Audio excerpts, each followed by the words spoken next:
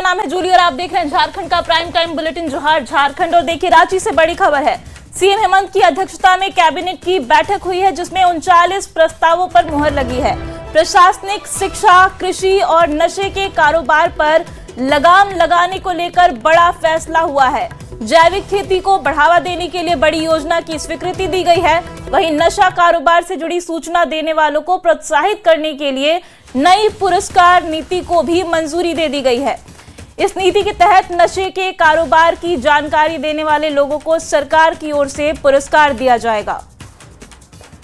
40 प्रस्तावों पर चर्चा हुई और स्वीकृति प्रदान की गई। पहला प्रस्ताव उच्च एवं तकनीकी शिक्षा विभाग से। उच्च एवं तकनीकी शिक्षा विभाग के अंतर्गत विभिन्न वेब पोर्टल्स के development, maintenance, hosting and implementation के लिए प्रस्ताव संख्या 2 कार्मिक प्रशासनिक सुधार तथा राजभाषा विभाग से श्री अमिताभ कुमार गुप्ता, सेवानिवृत्त न्यायाधीश, झारखंड उच्च न्यायालय रांची को लोकायुक्त झारखंड के पद पर नियुक्त किए जाने के उपरांत घटनोत्तर स्वीकृति प्रदान किए जाने के संबंध में। समाज की हर व्यवस्था की अलग अलग जरूरतें हैं, अलग अलग तरीके हैं। इस राज्य में जो लोग मूल रूप से वास करते हैं वो गुजरात के लोग नहीं हैं। तो यहाँ के लोगों को ध्यान में रखकर हम काम करते हैं, लेकिन ये लोग का एजेंडा कुछ बिल्कुल ही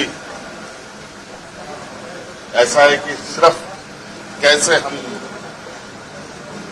अपने चंद लोगों के लिए काम करें कि जो बेवजह के एक राजनीतिक टूल के रूप में चीजों को उपयोग किया जाता है, उस पर ज्यादा चर्चा होती है। आज पेट्रोल डीजल महंगा हो रहा है, उस पर तो कोई बात नहीं। और देखिए गिरिडीह से सिस्टम को शर्मसार कर देने वाली तस्वीर सामने आई है। यहाँ डलवाड़ी थाना क्षेत्र के बदहाल सड़कें लोगों की जिंदगी पर भारी पड़ रही हैं। हालात ऐसे हैं कि एक गर्भवती महिला को अस्पताल पहुंचाने के लिए एम्बुलेंस नहीं बल्कि खटिया का सहारा लेना पड़ा। सवाल ये है कि आखिर विकास के दावे जमीन पर कब उतरेंगे? ये रिपोर्ट देखिए। नहीं पहुंची एम्बुलेंस, खटिया बना सहारा। सिस्टम फेल, गर्भवती महिला बेहाल। गांव में सड़क नहीं, सिर्फ संघर्ष। विकास के दावों की खुली पोल। सड़क बदहाल, सरकार पर सवाल। गिरिडीह से सिस्टम को शर्मसार कर देने वाली ये तस्वीरें सामने आई हैं।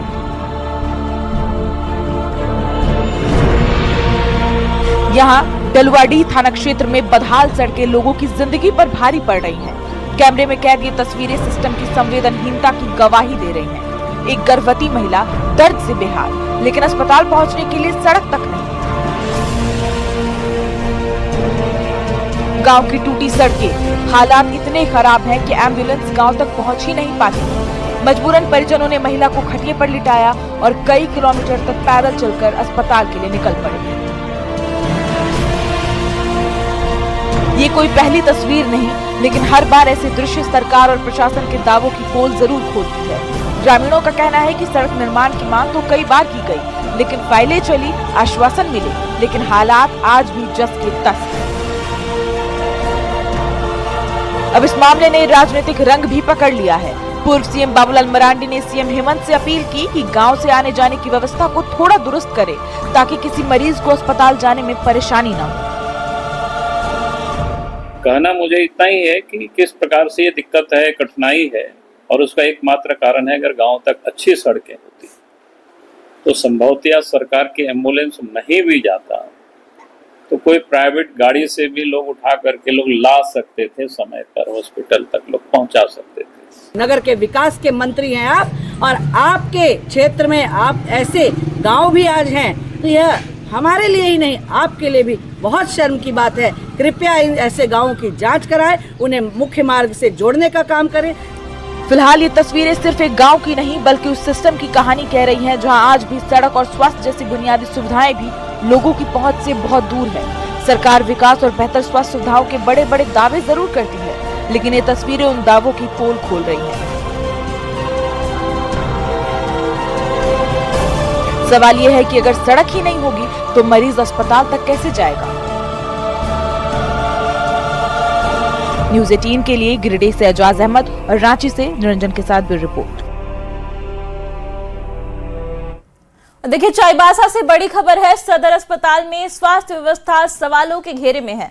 अस्पताल में मरीजों का फर्श पर इलाज किया जा रहा है। जानकारी के मुताबिक सदर अस्पताल में बेड की कमी से कई मरीजों को बेड ही नहीं मिल पा रहा, जिसके चलते जमीन पर लेटाकर उनका इलाज किया जा रहा है।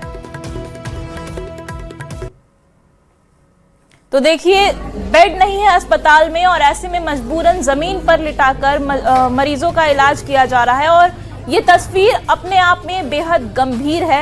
ये तस्वीर सिस्टम से सवाल करती है, ये तस्वीर सरकार से सवाल करती है और ये तस्वीर खासकर स्वास्थ्य मंत्री से सवाल करती है कि आखिर जिस प्रदेश में सभी व्यवस्था के दावे किए जाते हैं वहां पर मरीजों को बेड तक मुहैया नहीं है। सदर अस्पताल में स्वास्थ्य सुविधाओं की कमी को लेकर लगातार मांग उठी रही है कि यहाँ की स्वास्थ्य सुविधाओं में सुधार होना चाहिए। अभी मैं चाईबासा सदर अस्पताल के इमरजेंसी वार्ड में मौजूद हूँ और यहाँ आप देख रहे हैं बेड की कमी और जो स्वास्थ्य सुविधाओं की कमी है उसके कारण मरीजों को कितनी समस्याएं झेलनी पड़ रही है। आप देख रहे हैं कमरे की कमी के कारण यहाँ पर बरामदे में करीब 10-12 बेड लगाकर इलाज किया जा रहा है। आप देख रहे हैं कई मरीजों को यहाँ पर जमीन पर सुलाकर इलाज किया जा रहा है बेड की कमी के कारण।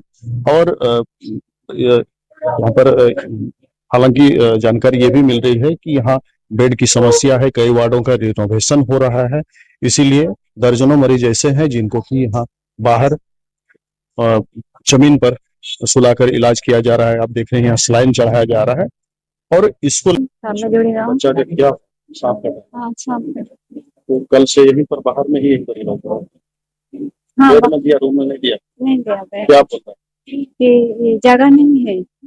तो सदर अस्पताल में जो बेड की कमी और अन्य सुविधाओं में सुधार के लिए लगातार जनप्रतिनिधियों द्वारा, क्षेत्र के लोगों द्वारा मांग किया जा रहा है कि यहाँ पर जो बेड की कमी है और स्वास्थ्य सुविधाओं में और जो कमी है, समस्याएं हैं, उसमें सुधार होना चाहिए, क्योंकि ये जिले का एकमात्र सबसे बड़ा अस्पताल है और जिले के 18 प्रखंडों से मरीज यहाँ इलाज के लिए पहुंचते हैं और उन्हें जो स्वास्थ्य सुविधाएं मिलनी चाहिए उसमें काफी कमी है, घोर कमी है और इसकी सुधार की जरूरत। रुपेश प्रधान, न्यूज़ 18 चाईबासा।